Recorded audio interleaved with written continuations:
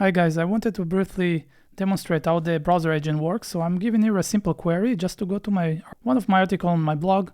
Now you would see it will query one of the agents that I have. You could have multiple agents. Now it's querying only one agent, which is the browser agent, which is listening on this port on AT80.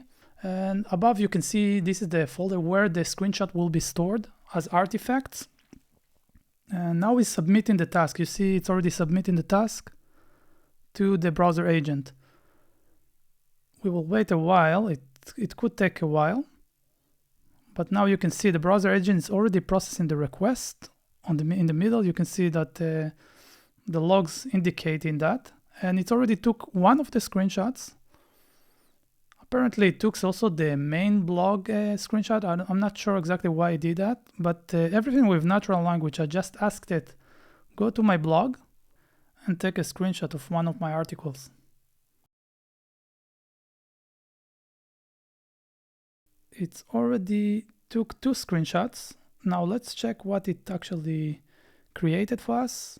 You can see now the first screenshot is the main page, the home page, and the second screenshot is the article that actually the detail page of one of the articles. So it went into the article, clicked it, and then opened it in another tab and then took a screenshot.